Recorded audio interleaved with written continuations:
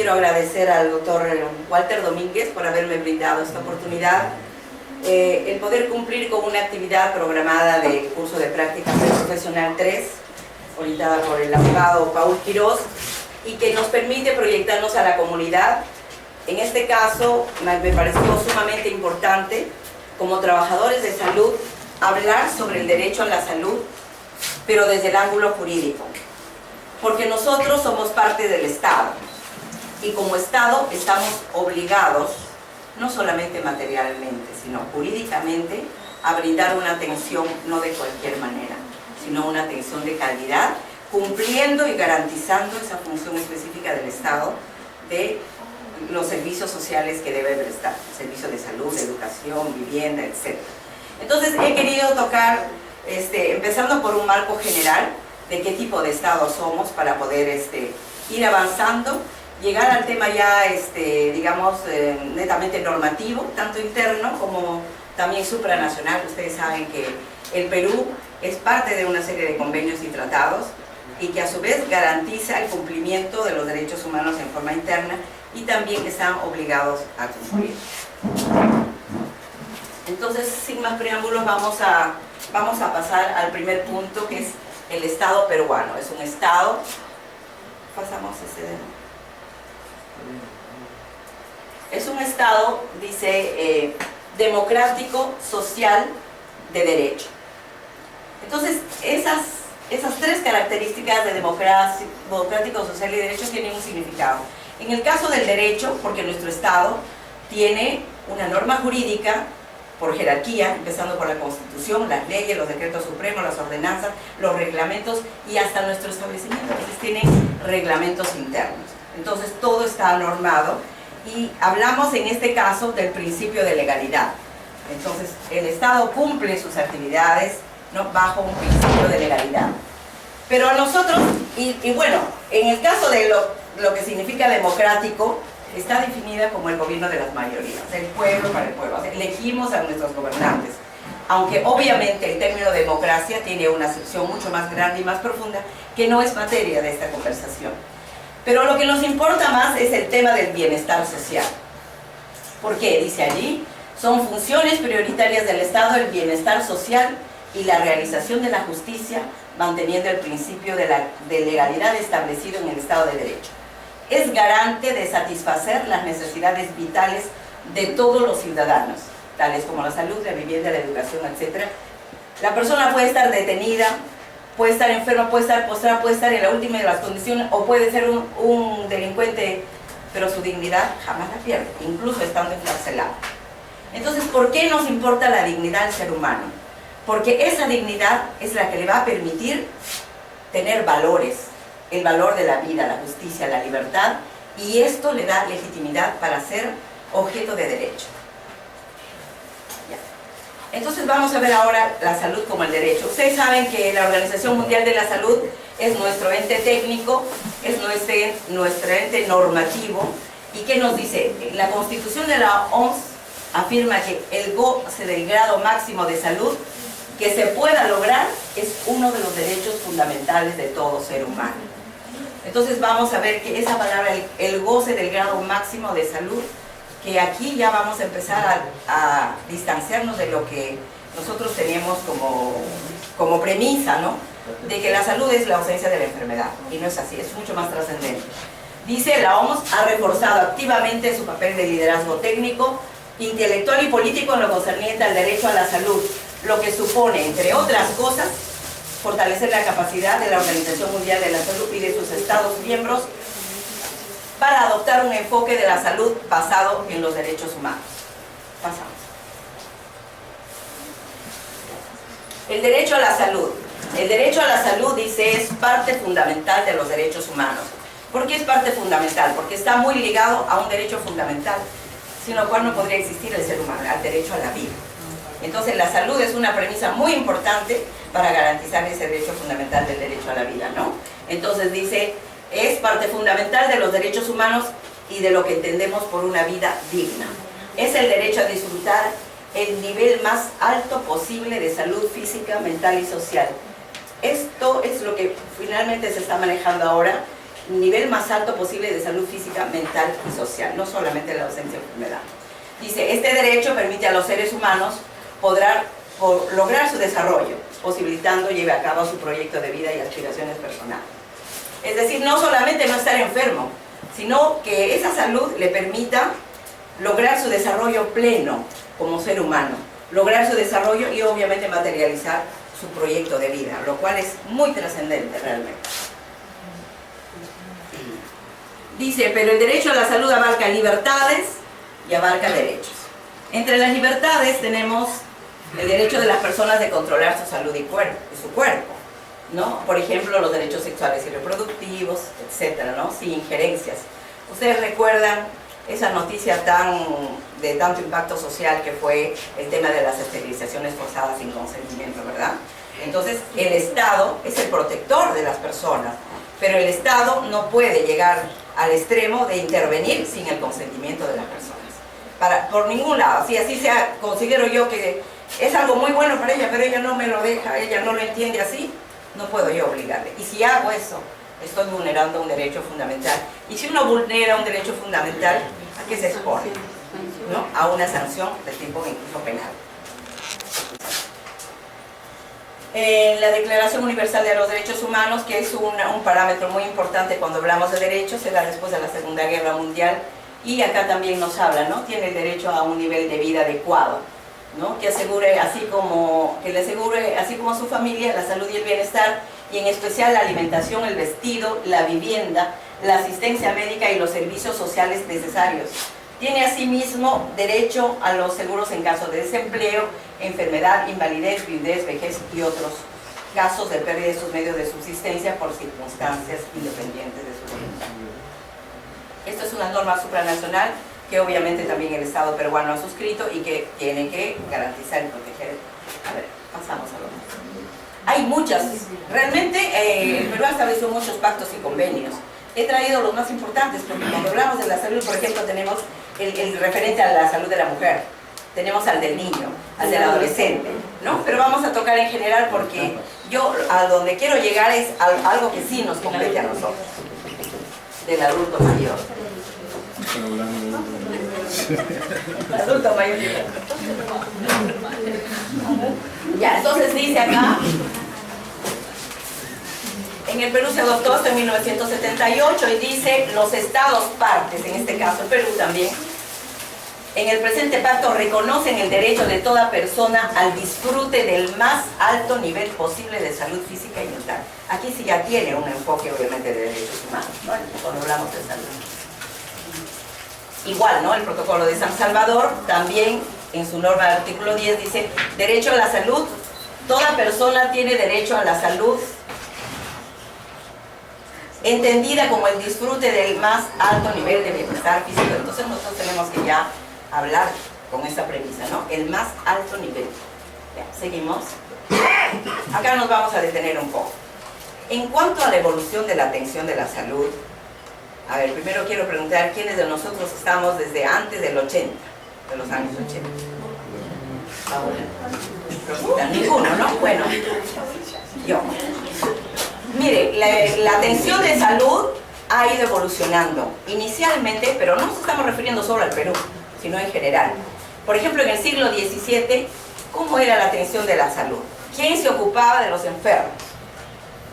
La atención de la salud era como una acción de caridad, por decir, las monjitas, todas las congregaciones religiosas a nivel de todos los países, ¿no? Entonces, pobrecitos, ¿no? Entonces algo así como que hay que hacer una obra de caridad con ellos. O sea, ahí nada que ver con los derechos ni nada, simplemente a pobrecitos hay que ayudar, ¿no? Y hablamos de amor al prójimo, etc. Posteriormente, eso mejora un poquito más y hablamos ya de una solidaridad. O sea, ya no es una caridad más o menos, pero sí hay que compartir, tiene que ver un sentimiento altruista con nuestro prójimo y también tiene que ver las congregaciones religiosas acá, en esta segunda parte, ¿no? La tercera parte, miren, el año 80 acá en el país, en nuestro país, de los años 80 más o menos, yo estoy hablando de cuando entré acá en Lambayeque, yo he trabajado desde el 72, entonces casi todos los hospitales, los grandes hospitales pertenecían a la beneficencia. Usted recordará las Mercedes como hojitas, o sea, son rezagos que ha venido. Entonces, a partir de los años 80, los hospitales pasan a manos del Ministerio de Salud. Y entonces hablamos al Estado ya recién ofreciendo la atención de la salud como un servicio, ¿no? Entonces, bueno, obviamente se empiezan a implementar programas. Antes, cuando teníamos los hospitales a manos de, por ejemplo, ¿no?, en el caso del personal, entraba el personal y yo, por ejemplo, ahí entraba, nadie le asignaba organización y funciones, no había, no, tú tenías que servir, tú tenías que llevar, tú tenías que ir a comprarte, o sea, todos hacíamos de todo, ¿no? Y entonces y estábamos en manos, obviamente, de personas que no tenían nada que ver con la salud y la de la beneficencia, que en ese momento a lo mejor era un cargo político de confianza o lo que fuera, ¿no? Entonces, recién a partir del año 2000, hablamos acá ya en nuestro país de la atención de salud como un derecho. ¿A raíz de qué? De que a nivel nacional, a nivel mundial, cobra en vigor ese tema de los derechos humanos, ¿no? Entonces, ya la salud es un derecho, y eso es muy diferente, muy diferente. Entonces, cuando vienen la Declaración Universal de los Derechos Humanos, que es un parámetro muy importante cuando hablamos de derechos, se da después de la Segunda Guerra Mundial, y acá también nos habla, ¿no? Tiene el derecho a un nivel de vida adecuado, ¿no? Que asegure, que le asegure, así como a su familia, la salud y el bienestar, y en especial la alimentación, el vestido, la vivienda, la asistencia médica y los servicios sociales necesarios. Tiene asimismo derecho a los seguros en caso de desempleo, enfermedad, invalidez, viudez, vejez y otros casos de pérdida de sus medios de subsistencia por circunstancias independientes de su voluntad. Esta es una norma supranacional que obviamente también el Estado peruano ha suscrito y que tiene que garantizar y proteger. A ver, pasamos a lo más. Hay muchas, realmente el Perú ha establecido muchos pactos y convenios. He traído los más importantes porque cuando hablamos de la salud, por ejemplo, tenemos el referente a la salud de la mujer, tenemos al del niño, al del adolescente, ¿no? Pero vamos a tocar en general porque yo a donde quiero llegar es algo que sí nos compete a nosotros, del adulto mayor. Adulto mayor. Ya, entonces dice acá,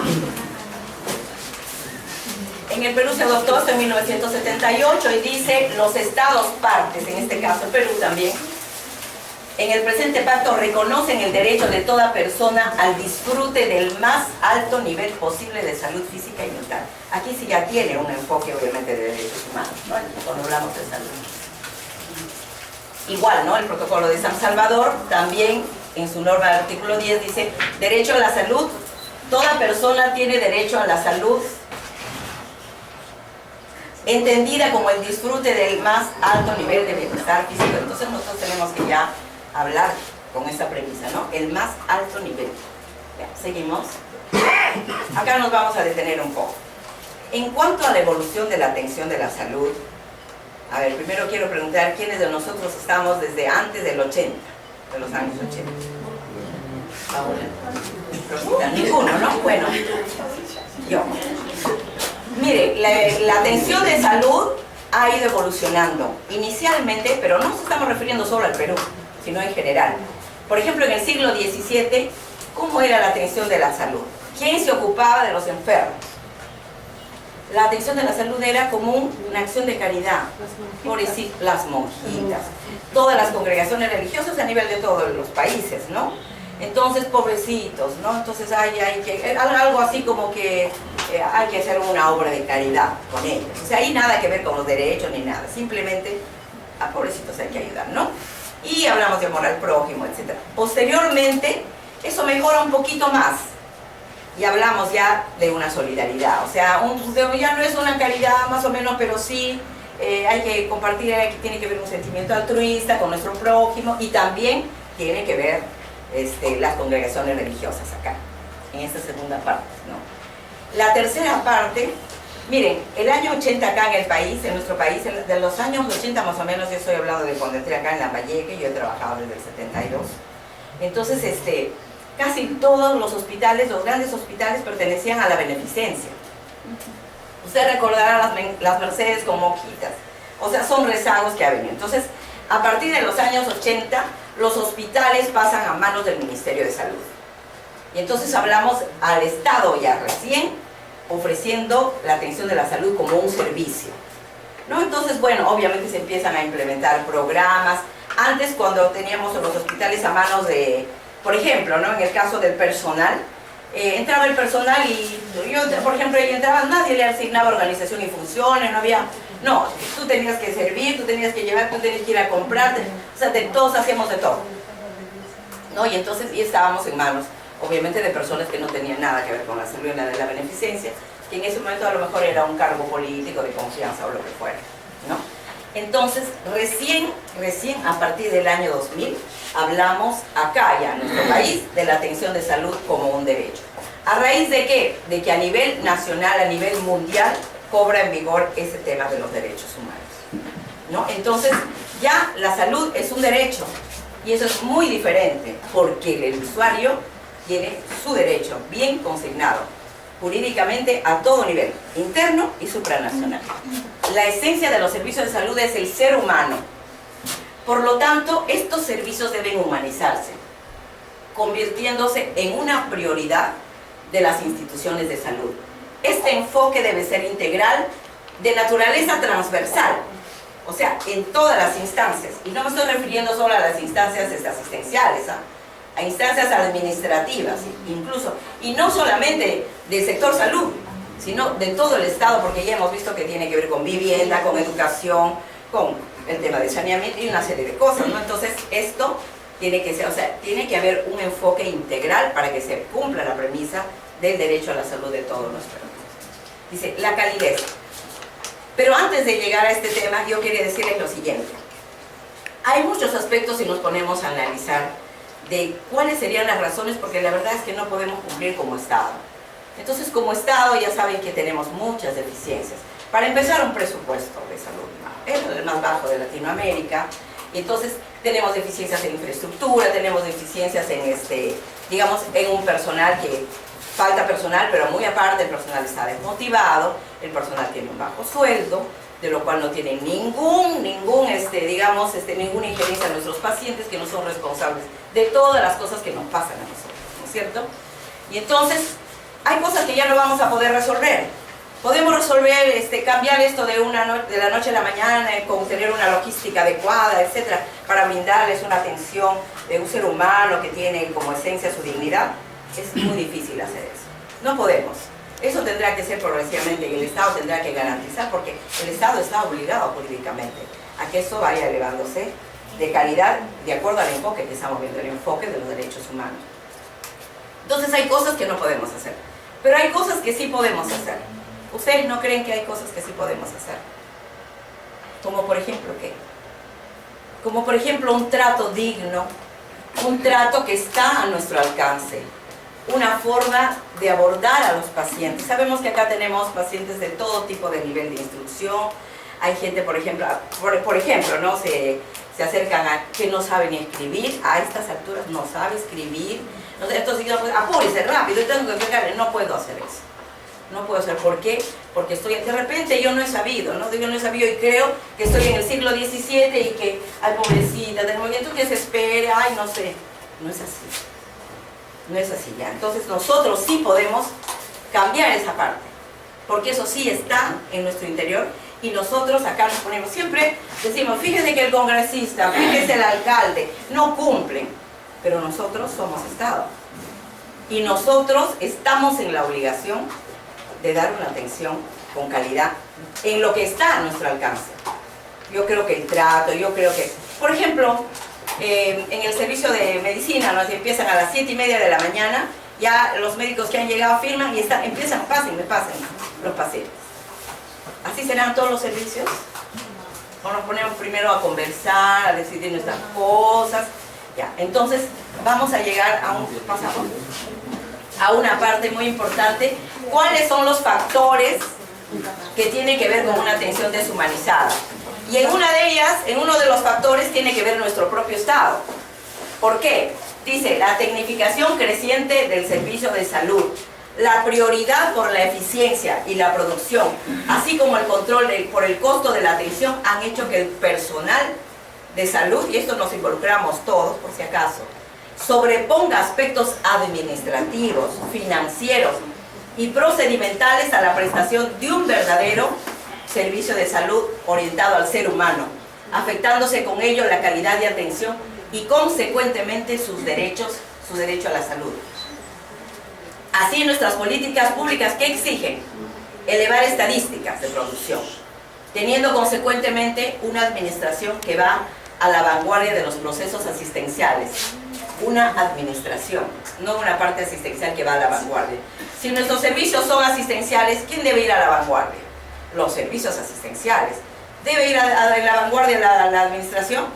No, y le estamos hablando de la administración en todos los aspectos, no solamente me refiero a la sede administrativa, sino a la parte administrativa que cumplimos, dejando en un segundo plano, en segundo término, a la persona. Por ejemplo, todos los días nos encontramos con este tipo de casos. Por ejemplo, les cuento que en farmacia, más o menos hace como mes y medio, llegó la torvastatina a la Jerez, al almacén. Pero bueno, no nos dieron porque no sé qué pasaba con el sistema. Ha pasado más de un mes y no nos daban porque el sistema, pero el medicamento estaba. Entonces, ¿cómo es posible que por un tema administrativo no podamos entregarle algo que inclusive ya lo tenemos? Entonces, ¿qué les decimos a los pacientes? Compren. ¿Ustedes creen que compran? No. Muchas veces no. No, entonces me dice la doctora Ana, me dice, es que no te puedo dar porque no lo puedes ingresar al sistema. Y yo le digo, ¿y acaso el sistema es el que le va a entregar los medicamentos? Sencillamente deme una pecosa provisional, y yo le entrego los medicamentos, junto las recetas y después saco los medicamentos. O sea, ¿por qué? Primero es la estadística, el orden, el sistema, porque tenemos en el chip metido otra cosa. Pues. Igual, les voy a contar un caso que me conmovió mucho. Vino un paciente con TBC y se acerca una enfermera a pedir una prueba de VIH porque era un paciente que como que había aparecido después de tiempo y no podía verlo, y ustedes saben que un paciente de TBC es un paciente de riesgo. Entonces va a farmacia a pedirme una prueba, pero obviamente eso salen por cajas. Entonces mando pedir autorización a obstetricia que me autoricen entregarle una pruebita. Para esto teníamos 10 cajas, y de las 10 cajas hay 30 en cada una. Entonces teníamos pruebas. Entonces, no, que no toque, porque eso no le corresponde. Eso le corresponde a obstetricia, eso le corresponde para la gestante, está bien, pues, o sea, se tiene que trabajar organizadamente, sí. Pero en ese momento, dígame, la prioridad era eso, era la estadística, el cuaderno, el libro, lo que tengo que guardar o qué.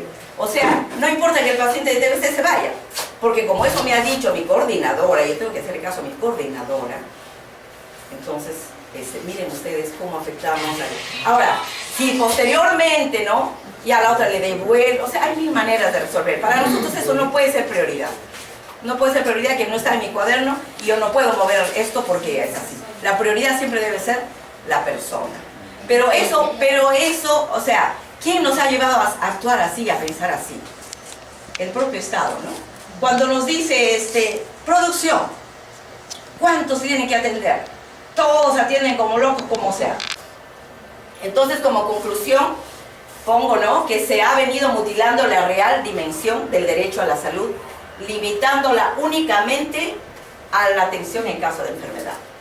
Este derecho constituye una parte fundamental de los derechos humanos, consistente en el disfrute del nivel más alto posible de salud física, mental y social que permite a los seres humanos lograr su desarrollo, posibilitando lleve a cabo su proyecto de vida, aspiraciones personales. Entonces, decimos también que los trabajadores de salud no hemos comprendido la trascendencia de nuestro servicio. Como parte del Estado, estamos obligados material y jurídicamente a brindar una atención acorde con el respeto y aplicación al derecho a la salud de nuestros usuarios. Seguimos. Recomendaciones, ¿no? El objetivo de humanizar los servicios de salud debe iniciarse ¿desde dónde? De quienes establecen las políticas de salud, ¿no es cierto? ¿No? Entonces dice, por la alta dirección, para que se establezca como política institucional que trascienda lo meramente declarativo, porque la norma lo dice, pues, ¿no? Pero, y teórico, y se concrete un plan institucional nacional al cual se le asignen recursos y el tiempo requeridos. Luego, promover la capacitación de los trabajadores de salud a fin de que su atención de salud logre el estándar de calidad. ¿Ustedes creen que esto poquito que conocemos de la norma jurídica nos servirá a pensar y a enfocar de otra manera nuestra atención? Yo creo que sí, ¿no? Entonces, dice que corresponde a la aplicación del derecho a salud modificando sustancialmente la práctica de atención rutinaria y deshumanizada. ¿Seguimos? Solo de este modo, digo, estaremos respetando el derecho a la salud de nuestros usuarios que se merecen nuestra mejor calidad de atención en su función a su condición y naturaleza humana. Es todo lo que he preparado a ustedes y yo espero que al menos les haya servido, sobre todo la parte jurídica. Y quisiera, si quieren hacer alguna pregunta,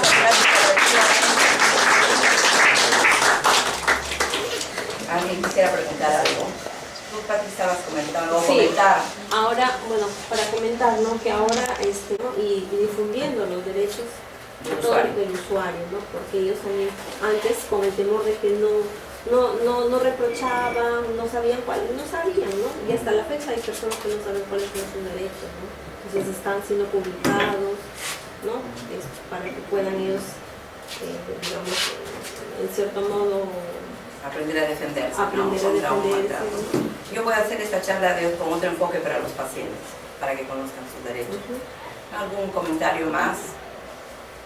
Yo siempre decía de que las políticas de salud y las políticas de Estado siempre las hacen desde los escritorios, ¿no? Entonces, personas que ni siquiera conocen nuestra realidad a nivel nacional, ¿no? Y entonces nos encontramos con que, por ejemplo, no hay ese enfoque también pluriétnico, pluricultural que tenemos, ¿no? A nivel de todo nuestro país. Y entonces educamos de una manera estándar, uniforme,